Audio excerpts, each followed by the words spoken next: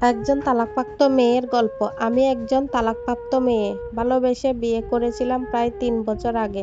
আমার পরিবার ছিল নিম্নবিত্ত আর তার পরিবার ছিল মধ্যবিত্ত।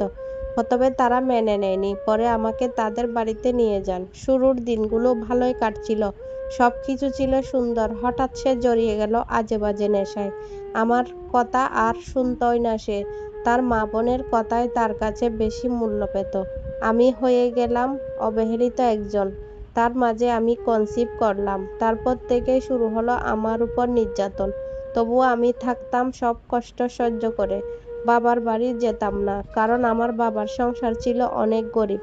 ভাবতাম আমি ফিরে গেলে বাবার উপর ও বোঝা হয়ে যাব। তাই শত কষ্টেও শ্বশুরবাড়িতে থাকার চেষ্টা করেছি। বিয়ের ১ বছর পর আমার কোলে এলো একটি পুত্র সন্তান। ভাবলাম এবার বুঝি সব বদলাবে, কিন্তু কষ্ট আরো বেড়ে গেল। আমার স্বামী আরো খারাপ পথে গেল। রাতে ঠিকমতো বাড়ি ফিরত না, এমন দিনও গেছে সারাদিন কিছু খাইনি। তবুও আমার সন্তানকে বুপর দুধ খাইয়েছি। কষ্ট হতো খুব, কিন্তু করার মতো কিছুই ছিল না। একদিন হঠাৎ সে বাড়িতে এসে আমার গায়ে অনেক হাত তোলে। তারপর রাগের মাথায় মুখে ৩ বার তালাক বলে দেয়। সেই মুহূর্তে ভেঙে গেল আমার সংসার। আমাকে ফিরতে হলো বাবার বাড়ি। ৬ মাস কেটেছে অনেক কষ্টে। তারপর আমার সন্তান একটু বড় হলে মাকে কাছে রেখে আমি শুরু করলাম ছোট্ট একটি ব্যবসা, কাপড়ের ব্যবসা। শুরুতে পুঁজি ছিল না। এক চাচা চাচি আমাকে কিছু টাকা ধার দিয়েছিল। সেই ছোট্ট ব্যবসা আজ আমাকে স্বাবলম্বী করেছে।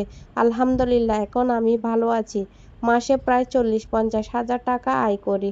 কষ্টের দিন পেরিয়ে আজ নিজের পায়ে দাঁড়াতে পেরেছি। কিন্তু হঠাৎ সে আবার ফিরে আসতে চায়।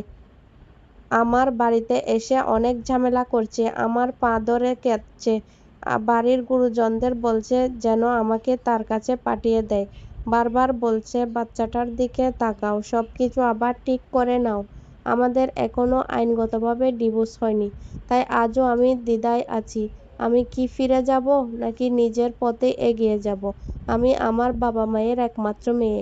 আমার এক ভাই আছে, কিন্তু সে বাবা মায়ের খরচ দেয় না।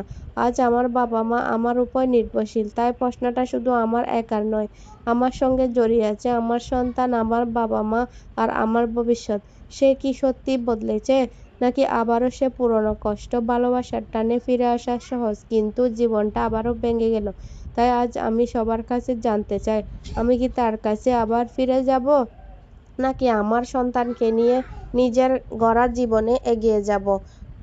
আপনাদের পরামর্শ চাই, কারণ সিদ্ধান্তটা আমার পুরো জীবন বদলে দিতে পারে।